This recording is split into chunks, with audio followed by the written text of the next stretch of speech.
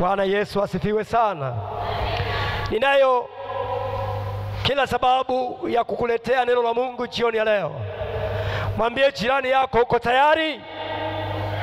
Mwambie uko tayari? Haleluya! Unajua sisi wachungaji na wainjilisti tuna sauti kidogo ya kwenda sana, kwa hiyo tuvumiliane namna hiyo. Haleluya! Tunaenda kujifunza maneno ya Mungu.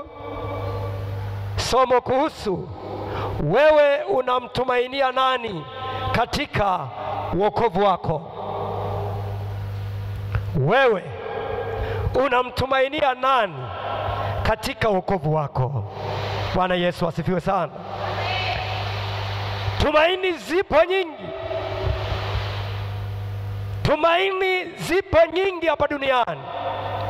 Tumaini zipo aina mbili. Tumaini ya kwanza ni tumaini ya kumtegemea Mungu aliye hai. Tumaini ya pili ni ya kumtegemea mwanadamu wa ulimwengu huu. Sema amina. Sema amina. Wapo wengi wako makanisani, lakini tumaini lao wameliweka hapa duniani. Wako wengi wako hapa, lakini mawazo yao, akili yao yote wameelekeza duniani. Lakini leo nimekuletea tumaini moja ambalo ni tumaini la Yesu Kristo Mungu aliye hai, ambalo linaweza kukutoa sehemu na kukupeleka sehemu nyingine. Haleluya! Bwana Yesu asifiwe. Fungua maandiko matakatifu katika Zaburi ya 125 na mstari wa kwanza na wa 4. Bwana Yesu asifiwe sana. Unaweza ukasoma uliyepaona hapo. Zaburi 125 na mstari wa kwanza hadi wa 4. Biblia inasema, ndio. Zaburi 125 mstari wa kwanza mpaka wa 4. Wamtumainio Bwana ni kama mlima Sayuni. Wamtumainio Bwana ni kama mlima Sayuni, ambao hautatikisika, wakaa milele. ndio. Kama milima inavyouzunguka Yerusalemu, ndivyo Bwana anavyowazunguka watu wake tangu sasa na hata milele. Kwa maana fimbo ya udhalimu haitakaa juu ya fungu la wenye haki. Wenye haki wasije wakainyosha mikono yao kwenye upotovu. Ee Bwana, uwatendee mema walio wema na walio wanyofu wa moyo. Amen. Bwana Yesu asifiwe. Tumeona maandiko matakatifu katika Zaburi inavyosisitiza kusema wamtumainio Bwana ni kama mlima Sayuni ambao hauwezi kutikisika, hata kama zije zoruba, hata kama ije namna gani. Wanaomtumainia Bwana hawawezi kutikisika milele. Haleluya! Bwana Yesu asifiwe sana. Wewe unamtumainia nani katika wokovu wako? Wewe umesimama wapi? Wewe unaenda wapi? Wengine wako makanisani, lakini mguu mmoja uko ndani na mwingine uko nje. Mwingine anamtumainia Kalimanzira na wakati uko kanisani. Maandiko matakatifu yanasema heri wamtumainio Bwana, maana hao watamuona Bwana. Haleluya! Bwana Yesu asifiwe sana. Wewe uko wapi? Jioni ya leo ni ujumbe ambao Bwana anasema na wewe, kukukumbusha, kukuambia Bwana anayemtumainia Bwana ni kama mlima Sayuni. Haleluya! Bwana Yesu asifiwe sana. Tuangalie maandiko Warumi sura ya 8 na mstari wa 31. Bwana Yesu asifiwe sana. Kwa sababu watu kwa kutokumtumikia Bwana wameingia kwenye mambo ambayo yasiyoeleweka. Kwa sababu watu wamekuwa makanisani na injili zinahubiriwa na mafundisho yanahubiriwa, lakini watu wameshindwa kumtambua ni nani wanayestahili wamtumainie yeye. Bwana Yesu asifiwe sana. Fungua hiyo Warumi sura ya 8 na mstari wa 31. Soma hapa.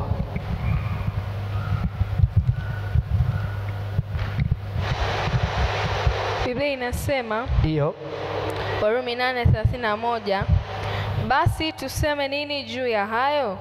Mungu akiwapo upande wetu, ni nani aliye juu yetu? Yeye asiyemwachilia mwana wake mwenyewe, bali alimtoa kwa ajili yetu sisi sote, atakosaje kutukirimia na mambo yote pamoja naye? Ni nani atakayewashtaki wateule wa Mungu? Mungu ndiye mwenye kuwahesabia haki. Ni nani atakayewahukumia adhabu? Kristo Yesu ndiye aliyekufa, na zaidi ya hayo amefufuka katika wafu, naye yuko mkono wa kuume wa Mungu, tena ndiye anayetuombea. Amen. Asante. Bwana Yesu asifiwe sana. Wewe uliye upande wa Bwana, ni nani atakaye kuwa juu yako? Wewe unayemtumikia Bwana, unamtegemea Bwana kwa kila jambo, ni nani atakaye simama juu yako? Biblia inasema hakuna yoyote atakaye simama juu yako isipokuwa ni yeye ambaye aliyeziumba mbingu na nchi. Bwana Yesu asifiwe sana. Haleluya. Sasa wewe na mimi tuangalie tumesimama upande gani. Je, tunamtumainia nani? Bwana Yesu asifiwe sana. Haleluya. Lazima tuangalie kwa wenzetu waliopita, walimtegemea Bwana, wakaona tumaini lao kwa Bwana. Lakini ukimtumainia mwanadamu, Biblia inasema amelaniwa mtu yule amtegemeaye mwanadamu kuwa kinga yake. Bwana Yesu asifiwe sana. Haleluya. Kwa hiyo ukiwa umeokoka, ni lazima uangalie tumaini lako liko wapi. Ukiwa mbele za Bwana, umeacha mambo mengi, umeacha mambo mazuri huko duniani, lakini umekuja kwa Yesu, ni lazima umwangalie Bwana kwa kila jambo unalolifanya, ili Bwana awe tumaini ya maisha yako. Haleluya. Bwana Yesu asifiwe sana. Tuongeze Waefeso sura ya 1 na mstari wa 3 na 4.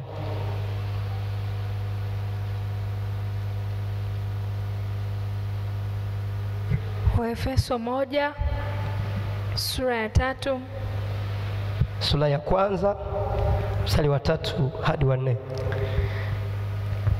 Waefeso 1 mstari wa 3 mpaka wa 4. Ndio. Atukuzwe Mungu Baba wa Bwana wetu Yesu Kristo, aliyetubariki kwa baraka zote za rohoni katika ulimwengu wa roho ndani yake Kristo, kama vile alivyotuchagua katika yeye kabla ya kuwekwa misingi ya ulimwengu, ili tuwe watakatifu, watu wasio na hatia mbele zake katika pendo.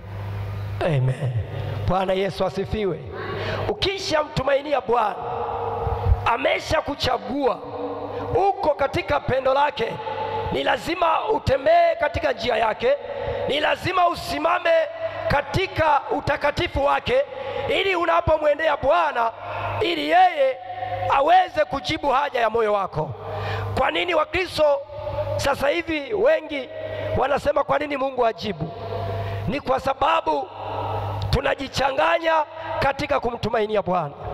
Lakini ukisimama kwenye msingi wa Bwana, ukikaa na Mungu sawa sawa, nena mbele za Bwana, mwambie chochote, Bwana yeye anaweza akakusaidia. Haleluya. Haleluya. Tumeona katika Waefeso anavyosema ule mstari wa 3, atukuzwe Mungu. Haleluya. Atukuzwe Mungu aliyetuweka duniani. Haleluya. Bwana Yesu asifiwe sana. Atukuzwe Mungu Baba wa Bwana, atukuzwe Mungu Baba wa Bwana wetu Yesu Kristo, aliyedhihirika kwa baraka zote za rohoni. Haleluya. Bwana amedhihirika. hata kwa Bwana Yesu asifiwe sana. Haleluya. Makofi na vigeregere kwa Bwana. Bwana Yesu asifiwe. Mstari wa 4 anasema kama vile alivyotuchagua katika yeye kabla ya kuweka misingi ya ulimwengu. Haleluya. Kumbe Bwana alikuchagua kabla ya misingi ya ulimwengu. Alijua wewe na mimi tutasimama mbele za Bwana, tumwangalie yeye, hata kama tunapita kwenye mapito gani, hata kama tunatembea kwenye njia gani, twende mbele za Bwana, tumwambie Bwana, wewe ndiye tumaini letu, wewe ndiye kiongozi yetu. Hakika Bwana atasimama na yeye ataonekana katika mapito yote unayoyapitia. Haleluya. Bwana Yesu asifiwe.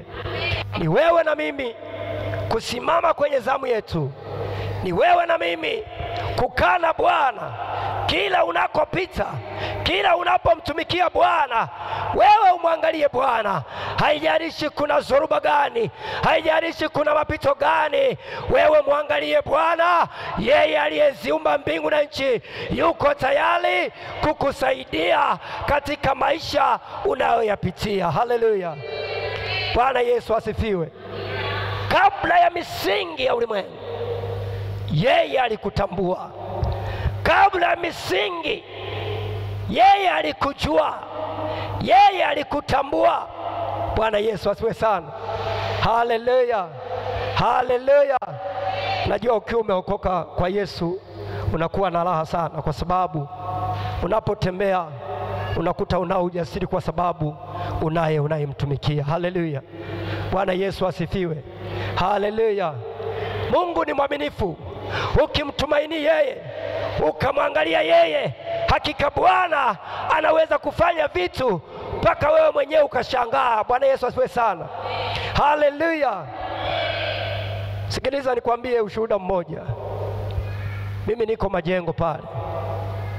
Baba yangu aliniweka pale nitumike pale. Kwa upendo wa Bwana nimeona watu wakiendelea kuokoka na kumpokea Yesu. Haleluya.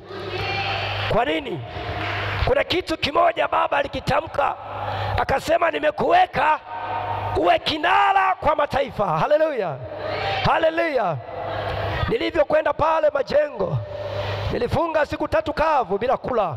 Nikamwambia mimi ni nani ambaye Baba ameona ninafaa nilete hapa? Nikamwambia Bwana, hakika Bwana ameonekana. Sema amina. Sema amina.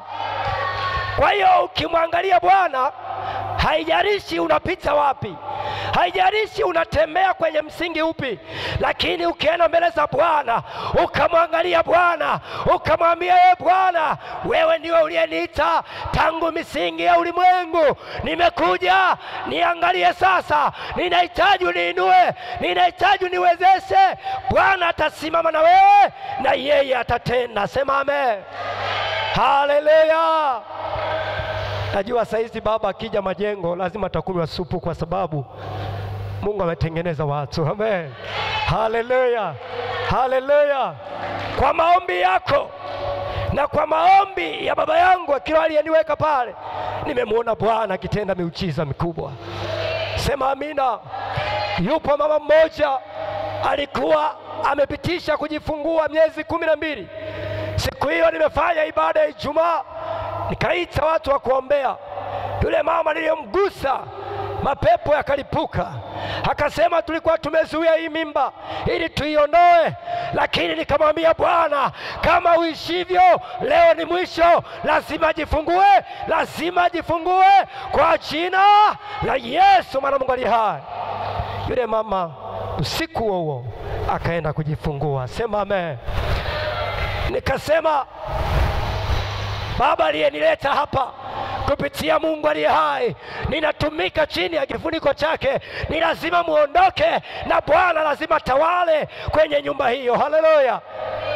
Mume wake alikuwa ameshakata tamaa, lakini saizi amesimama na ndo katibu wangu wa kanisa. Sema amen. Haleluya. Haleluya. Haleluya. Haleluya. Msingi kabisa Mtumainie Bwana kwa kila jambo, mwangalie Bwana kwa kila jambo. Yeye Bwana ni mwaminifu, ataweza kukushindia. Sema amen. Haleluya.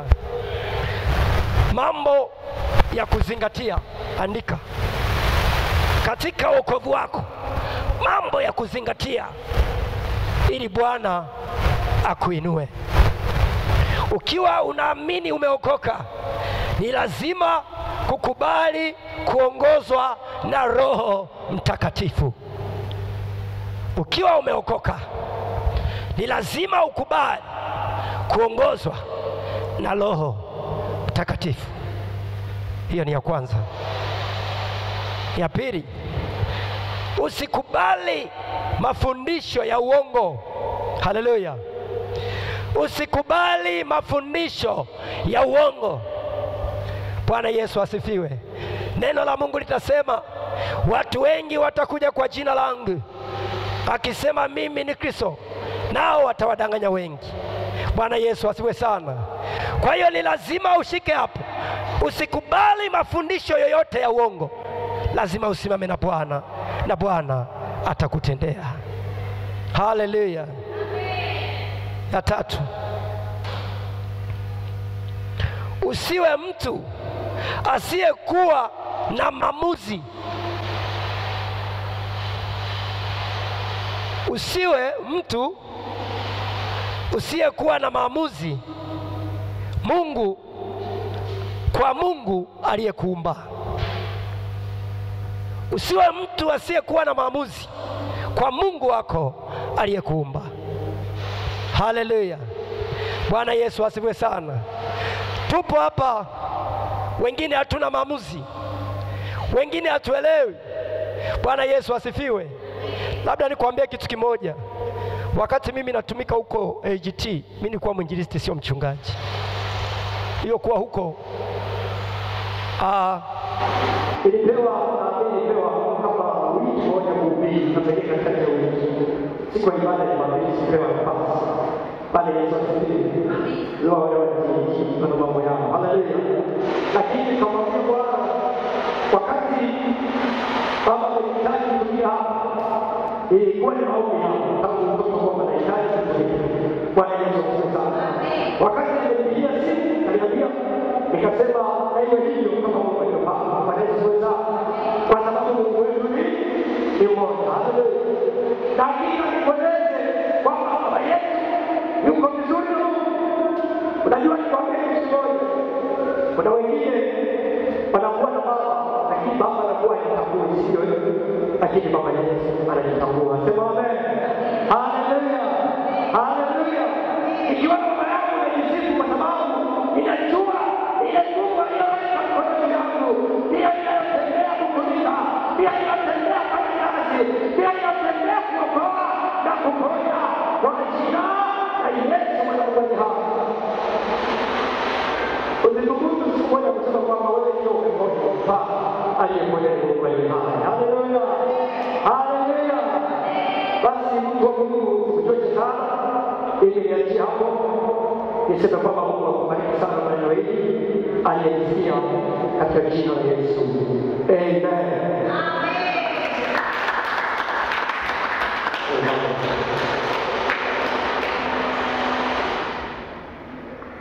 Basi Pastor usitoke kidogo. Amina. Huwa tunapenda wana wa Mungu kama wana swali wanauliza na tunapata majibu yake. Kwa hivyo ni vizuri tuchukue maswali mawili matatu. Amina. Ndio, na unaweza kuyajibu huko madhabahuni. Wako wachungaji wengine wanaweza kujibu pia, lakini ni siku ambayo tunaongeza ufahamu wa neno la Mungu. Basi bila shaka kule kuna microphone. Karibu mwenye swali.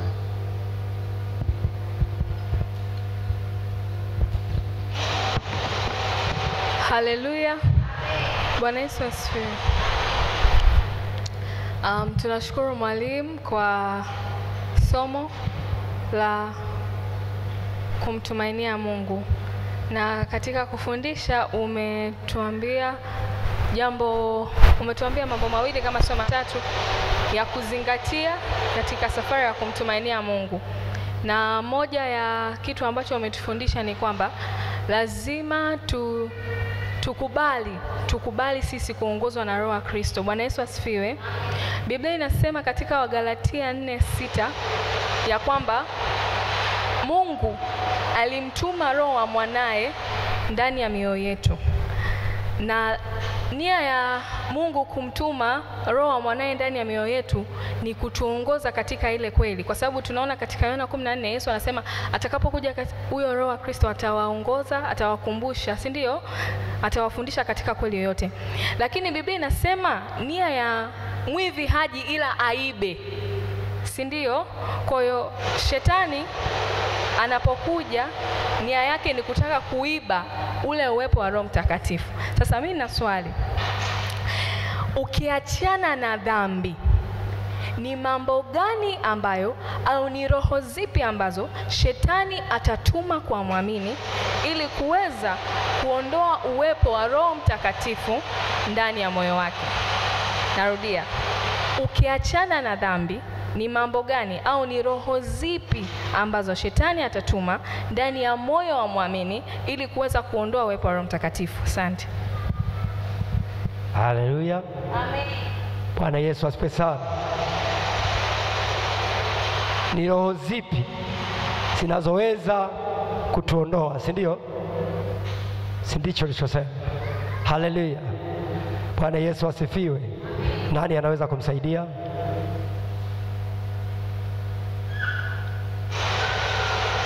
Hayupo. Bwana Yesu asifiwe sana. Mimi kwa uelewa wangu kwamba roho ambazo zinaweza zikasababisha uwepo wa Bwana usiwepo, tofauti na dhambi, kwa uelewa wangu sioni. Mimi nafikiri kinachoweza kutenga na upendo wa Kristo ni dhambi, kwa uelewa wangu. Na kama kuna mwingine anaweza kusaidia, karibu. Karibu. Amen. Ndio.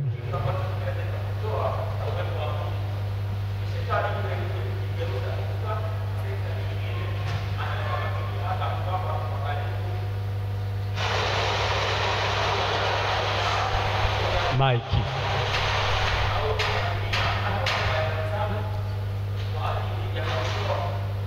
Tamaa au kukufanya wewe usipendezwe na yale mambo ambayo unahitaji uyafanye, akakunyima ile nafasi, wewe ukakaa pale umedumaa. Amen. Amen.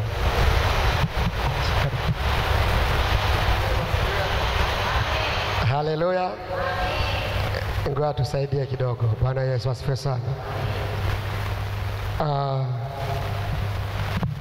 Shetani ndio anafanya kazi zote. Haleluya. Yakobo 4:7 anasema, basi mtiini Mungu na mumpinge shetani naye atawakimbia. Kwa maana hiyo, sekta ya aina yoyote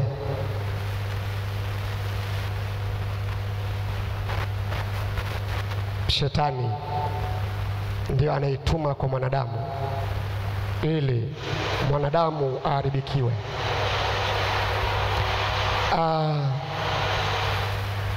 Niongezee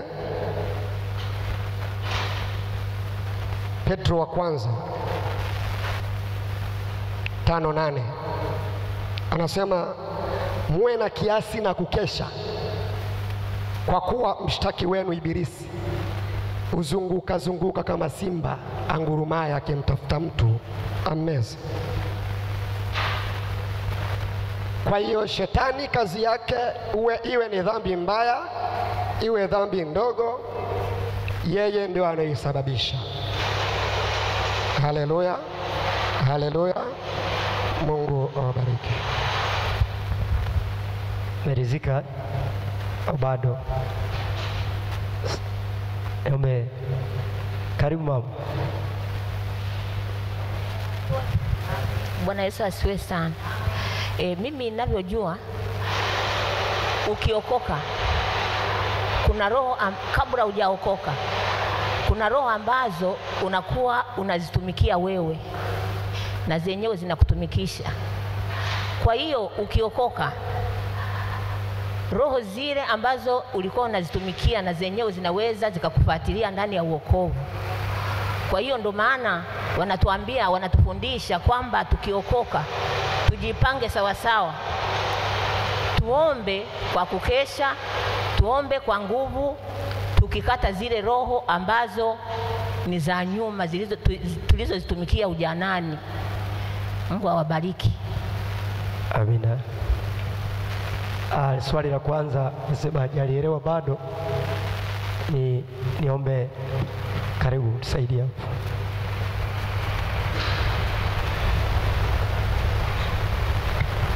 Bwana Yesu asifiwe. Mwalimu, asante kwa somo zuri jioni ya leo. Lakini mtumishi wa Mungu Elisa ameuliza swali, ni kitu gani ambacho kinaweza kikatuondolea Roho Mtakatifu aliyoko ndani mwetu, ukitoa dhambi, nje na dhambi, kwamba dhambi tuiweke pembeni? Ni jambo jingine lipi ambalo linaweza likaondoa uwepo wa Mungu ndani mwetu? Moja, kama mtumishi wa Mungu usiwe na kiburi. Kiburi kinaweza kikakutoa kwenye uwepo wa Roho Mtakatifu. Lakini jambo jingine ni shukrani. Usipokuwa na shukrani mbele za Bwana, unaweza ukatoka kwenye uwepo. Jambo jingine ni kupenda pesa zaidi. Ukipenda pesa zaidi kuliko Mungu, hiyo inaondoa uwepo. Na mambo mengine yanayofanana na hayo kwenye Timotheo wa kwanza sura ya 3 kuendelea hapo utayapata mengi. Amen. Amen. Merizika. Amen. Tuko darasani, kwa hiyo tuvumilie jinsi ilivyo. Karibu. Bwana Yesu asifiwe.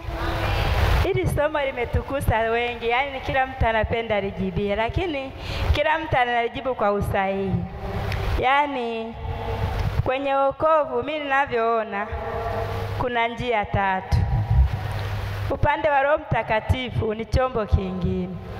Alafu kile chombo ni chombo ambacho kiko tayari kuliko hivyo vyote unavyoviona, kwa sababu mimi naona kabla Roho Mtakatifu hajakuijia unakuwa unamsikia Mungu. Kwa Mungu anavyoanza kukutumia wewe ili umtumikie, kuna kitu kinakuja Mungu, maombi. Kwa kabla hujaokoka unaweza hata ukapokea Roho Mtakatifu. Kwa sababu gani? Kunaweza kuwa hujaenda kanisani, hujajua hata pasta, hujajua kitu chochote, lakini ukajikuta umetumiwa na Roho Mtakatifu. Kwa hiyo ninaona kwenye kuokoka ni kitu ambacho kiko tofauti na njia ya Roho Mtakatifu. Kwa sababu unakuta mtu kaokoka miaka mingi lakini hana kitu chochote rohoni. Kwa Mungu anapoanza kukutumia kuna jinsi unapokea Roho Mtakatifu. Ukishapokea Roho Mtakatifu unapata sauti inayokueneza kwamba hivi nawezaje kuishi na vitu ambavyo haviko tayari wakati natumiwa na Roho Mtakatifu. Cha kwanza, unaweza kuwa na familia ambayo haiko tayari kuwa na mtu aliyeokoka. Hivyo unaweza kukaa na mwanaume hata mlevi, mtoto ambaye yani ni vita, lakini kwa watoto tunaona ni vigumu, kwa mwanaume ni vigumu, lakini hakika kuna vita unakumbana nayo, inaweza kukufanya kaondoka kwenye uwepo.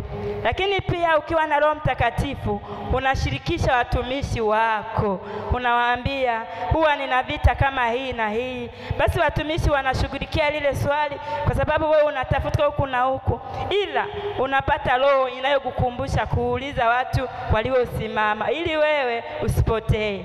Kwa Roho Mtakatifu ni kitu ambacho kinakulinda usiku na mchana ili wewe ukumbushwe sehemu yako. Amen.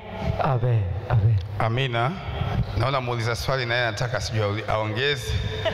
Lakini naomba ili twende kwenye swali jingine, watu wengine na maswali, niseme jibu sahihi ni lile alilolisema mchungaji. Hakuna kitu tofauti na dhambi, hakipo kitakacho kumuondoa Roho Mtakatifu ndani yako. Narudia tena, hakuna kitu tofauti na dhambi kitakacho muondoa Roho Mtakatifu ndani yako.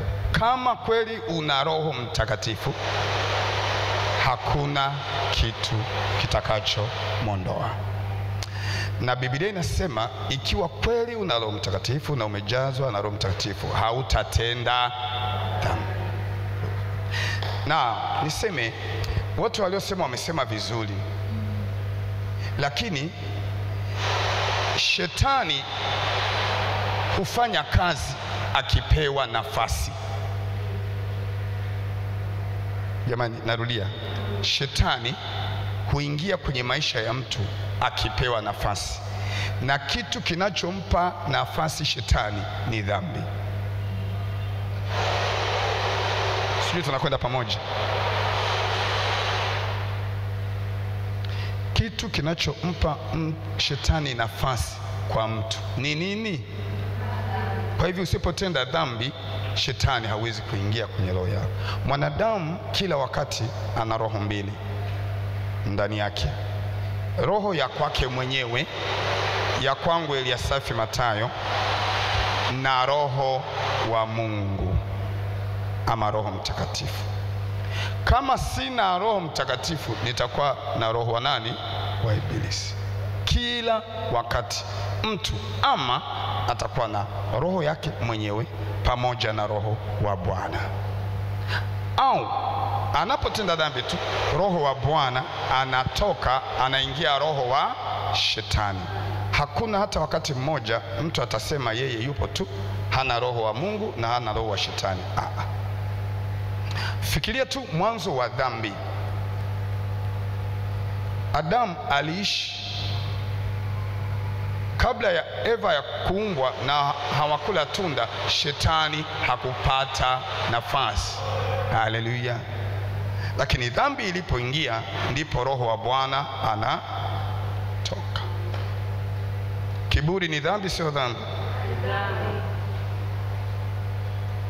Kuwa na tamaa sio dhambi, ni dhambi. Ila sasa ikiwa kama mtu hayuko vizuri, haya mengine tuliyoyasema yako sawa. Narudia, mimi najibu swali lake ya kwamba huyu mtu ana Roho Mtakatifu. Sio mtu anaingia kanisani na kutoka. Maana unaweza kuwa unaingia kanisani na kutoka, lakini huna Roho Mtakatifu. Na labda nimalize kwa kuuliza, nini ni dhambi kubwa kuliko nyingine? Kufuru Roho Mtakatifu. Sawa, umejibu sahihi. Lakini ndio maana yake dhambi kubwa kabisa ni kutomwamini Yesu. Ndio dhambi kubwa kabisa, kutomwamini Yesu. Kwa hivyo hata kutomtumaini Yesu ni dhambi. Ondoka, umejua hivyo. Dhambi kubwa kabisa ni kutokuamini.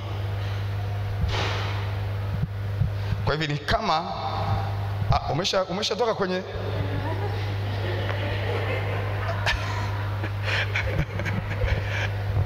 unajua, kuamini na kutumaini ni vitu vinaendana. Sawa jamani? Kuamini na kutumaini ni vitu vinaendana. Na nimesema dhambi kubwa ni kutokumwamini Yesu. Ngoja niwaambie, wako watu, mimi nakwambia, wamejitunza, hawatendi dhambi. Tatizo wao hawamwamini Yesu. Wako jamaa wanavaa hivi, wanavaa mpaka hivi, hawasemi uongo, hawaibi cha mtu, hawatukani, hawafanyi lolote lililo baya, lakini imeandikwa asiyemwamini amekwisha hukumiwa. Hakuna mahala Biblia imesema aliyetenda dhambi amekwisha hukumiwa. Umewahi kusoma hapo? Ila Biblia imesema asiyemwamini amekwisha hukumiwa. Kwa hiyo dhambi kubwa ni kutokuamini. Kwa hivyo kama watu wanaishi na hawamtumaini Bwana, ni sawa na kutomwamini kwamba anaweza akafanya. Ujue hilo tu ni kizuizi kwako. Haleluya. Na kitu ambacho shetani anakifanya kwa wale ambao hawajamwamini Yesu, Biblia inasema ni kuwapofusha macho, kuwapofusha wasijue wakaamini, waendelee kuishi. Wanasema hawatendi dhambi, lakini hawamwamini Yesu, watakwenda jehanamu. Amina. Dhambi tu inamwondoa Roho Mtakatifu.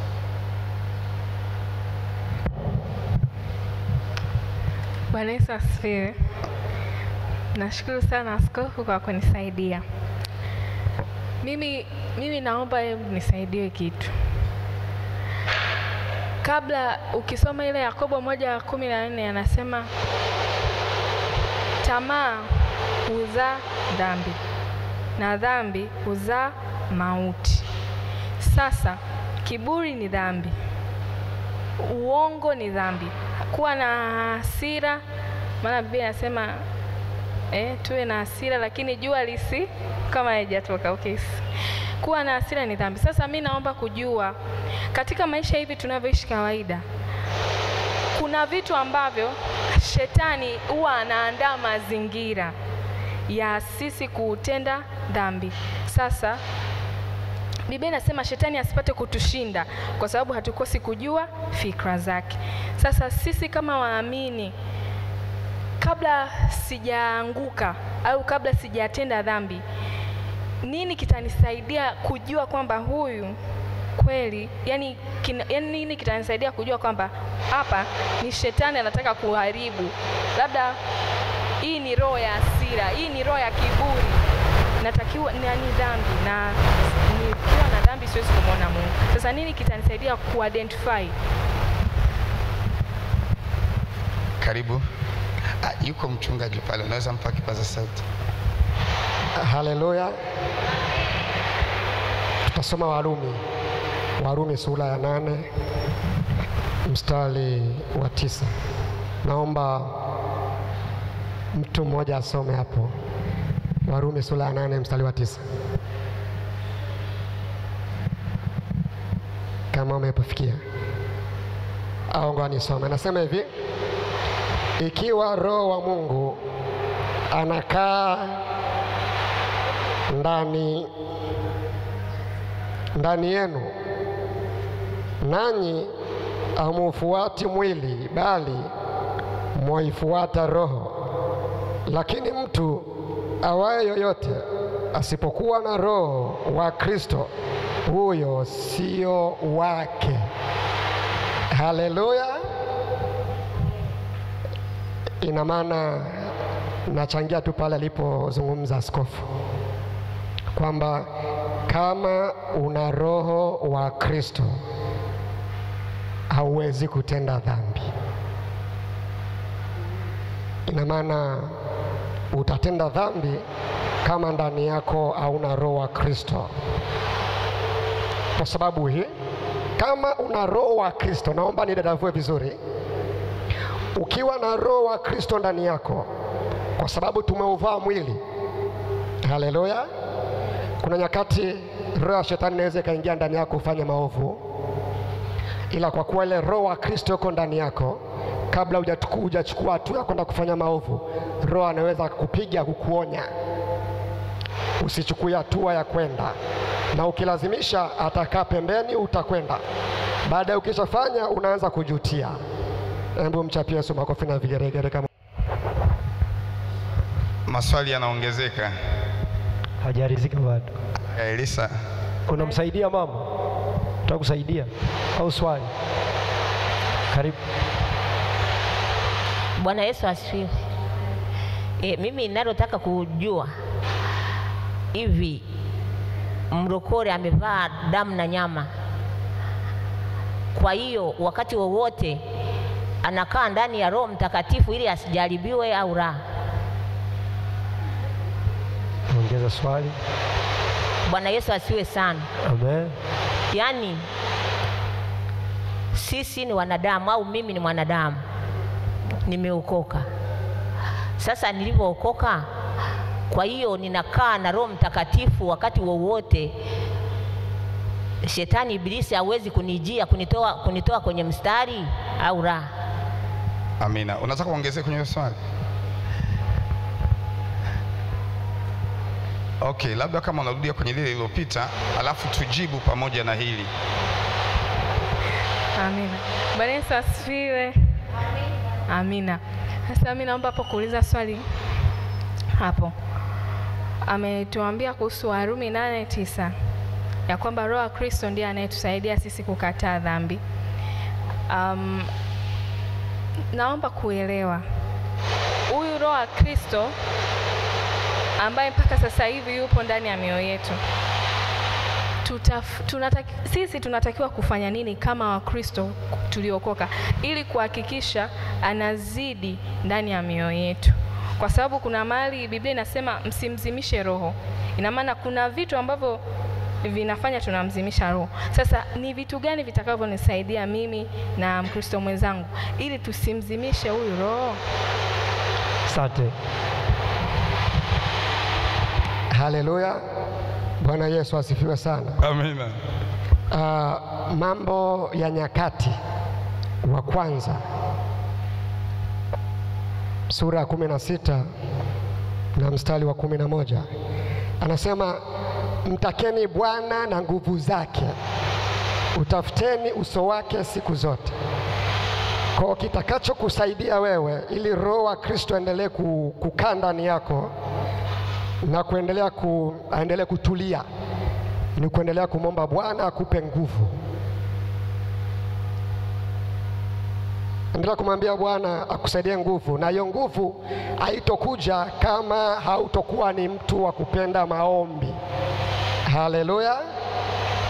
Nguvu inaletwa kwa maombi. Mtakeni Bwana nguvu zake.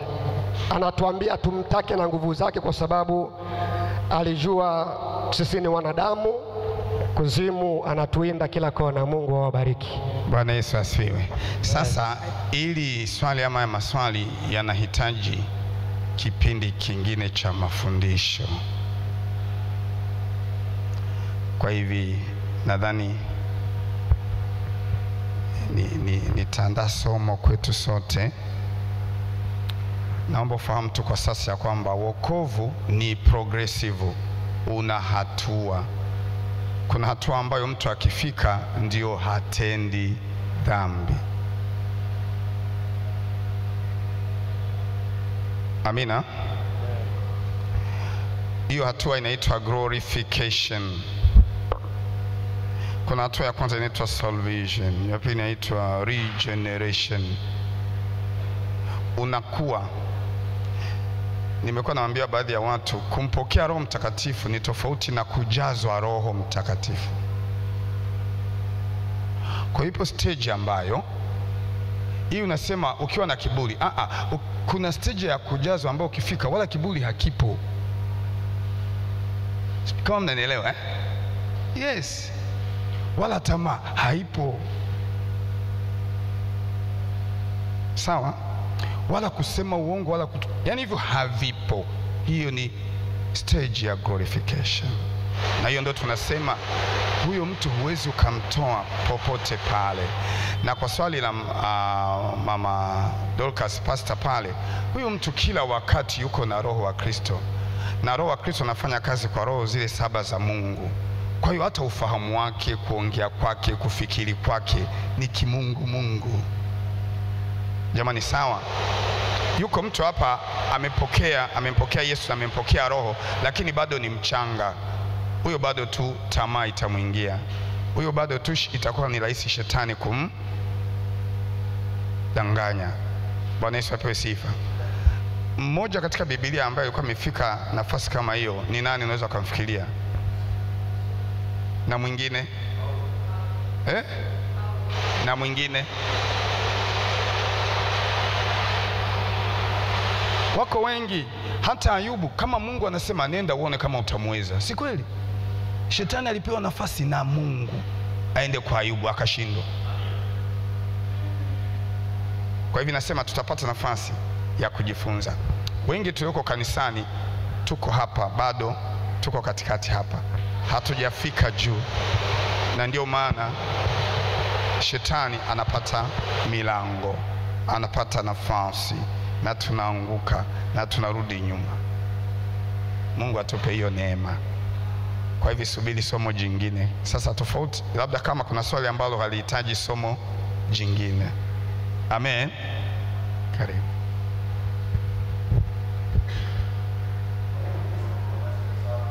Amen.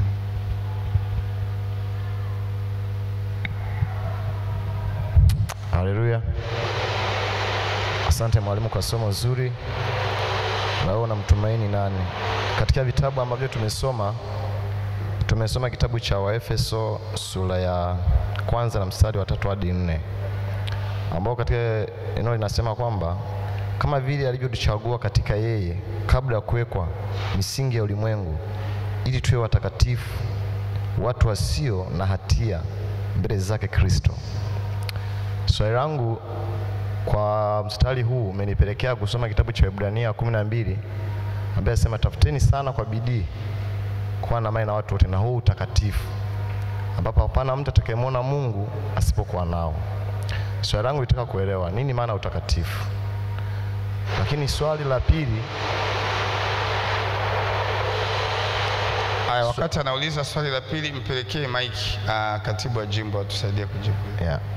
Swali la pili umegusia katika vitu vya mambo ya kuzingatia katika wokovu. Ukazungumza kitu cha namba 3, usikubali mafundisho ya uongo. Nitaka kufahamu utofauti wa mafundisho ya uongo na mapokeo. Asante.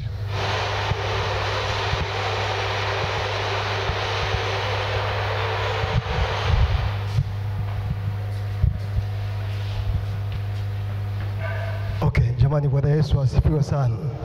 Nini maana ya utakatifu? In short, utakatifu ni usafi wa roho, ni kutakaswa, ni kuwa mweupe bila dosari katika yale ambayo Bwana hataki wewe ufanye nini? Wewe uyafanye. Inaongea kwa ufupi tu. Anaposema mtakuwa watakatifu kwa maana mimi niliyewaita ni nani? Ni mtakatifu. Maana yake nini? Kwamba unatakiwa ufanane na yeye kitabia, kimienendo na hata kifikra.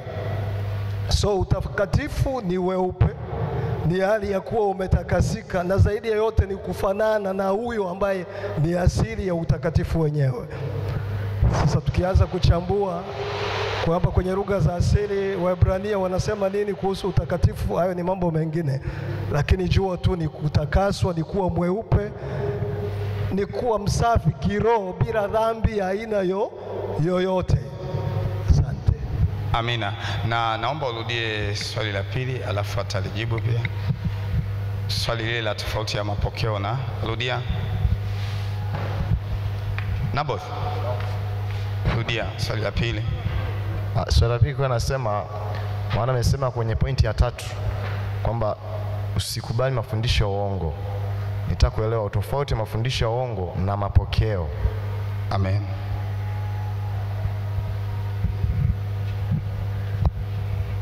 Bwana Yesu asifiwe. Anasema tofauti ya mafundisho ya uongo na nini? Na mapokeo. Sawa. Mapokeo ni imani, inaweza ikawa ya kidhehebu ambayo ukiifuata ni sawa, lakini hata usipoifuata sio dhambi. Mapokeo ni utaratibu wa maisha ya watu waliochagua na wakaona utaratibu huo ama desturi hiyo ndio inayopasa kwa watu wote. Ni kitu ambacho kimefanyika vizazi na vizazi, kinaonekana chema, na watu wanaozaliwa na watakaozaliwa wanaendelea kukitenda. Hicho si dhambi mbele za Mungu ukifanya, na si dhambi mbele za Mungu usipofanya. Haleluya. Unataka nitoe mfano? Kusali bila kufunika kitambaa. Angalia wale watu wawili wale. Muangalie Pendo na nani? Na Miriam. Pendo hajajifunika kitambaa, sio dhambi. Tunaelewana? Yule amejifunika kitambaa. Lakini toka Yesu anazaliwa, Wayahudi kwa asili wanafanyaje?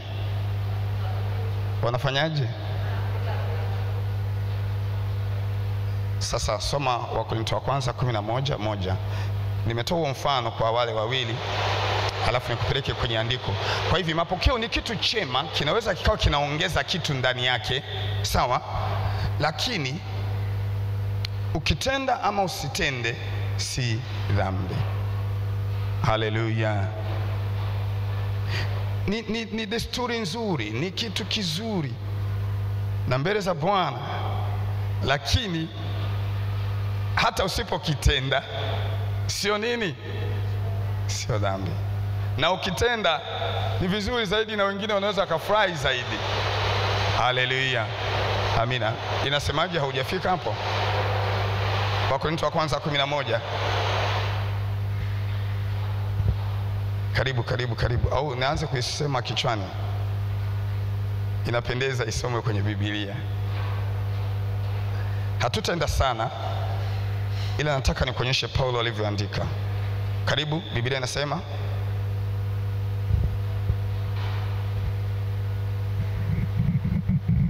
Wakorintho wa kwanza 11 mstari wa kwanza. Mnifuate mimi kama mimi ninavyomfuata Kristo. Mnifuate mimi kama mimi ninavyomfuata Kristo. Basi na wasifu. Sikiliza, anasema anawasifu. Anawasifu kwa sababu gani? Kwa sababu mmenikumbuka katika mambo yote. Nanyi mmeyashika yale mapokeo. Kwa hiyo mambo mawili. Anawasifu kwa kufanyaje? La pili,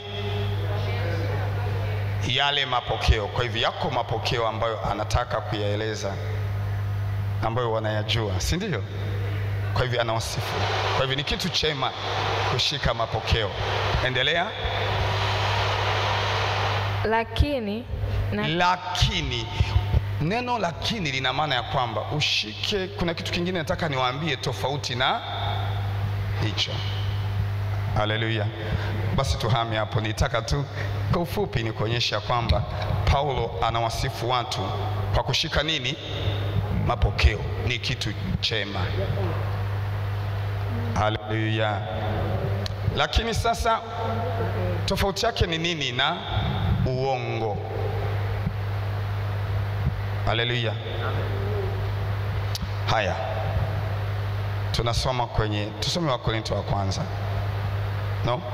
Tuchukue andiko la Timotheo wa kwanza, pengine na Yohana wa kwanza, au tumsome Timotheo wa kwanza 4, Timotheo wa pili 4. Haya, anza hapo. Mmoja afungue Timotheo wa kwanza 4, mwingine Timotheo wa pili 4. Biblia inasema, basi Roho wanena waziwazi ya kwamba nyakati za mwisho wengine watajitenga na imani, wakisikiliza roho zidanganyazo na mafundisho ya mashetani. Roho zidanganyazo na nini? Mafundisho ya mashetani. Na mafundisho ya shetani. Kila ualimu wa uongo ni roho ya shetani.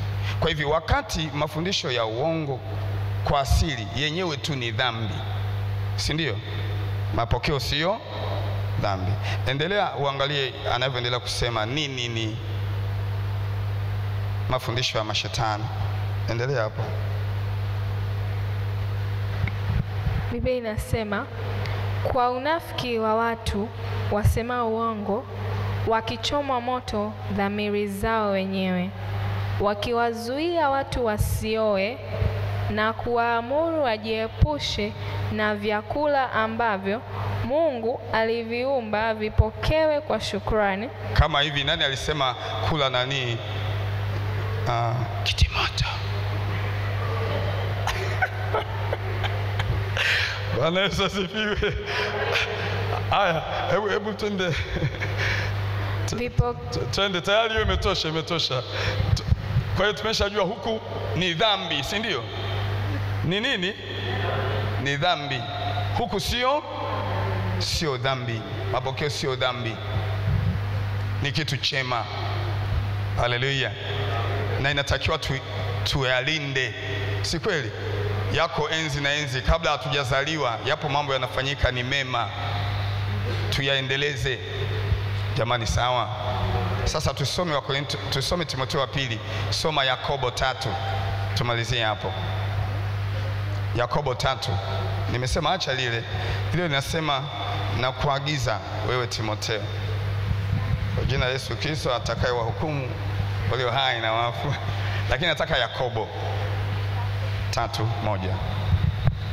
Biblia inasema, Yakobo 3 mstari wa kwanza, ndugu zangu, ndio siwe walimu wengi, mkijua ya kuwa mtapata hukumu kubwa zaidi. Tafsiri nyingine ya walimu wengi ni kupindisha nini? Kufundisha uongo, kusema yasiyo sahihi. Unafasiri neno la Mungu alafu unawadanganya watu. Inasema kama hujui, kaa kimya, kwa sababu utahukumiwa. Swali. Kuna swali? Makofi kwa Yehova. Amen. Uwatayarishie lile somo sasa. Swali la mwisho kule wanasema uwatayarishie lile somo sasa.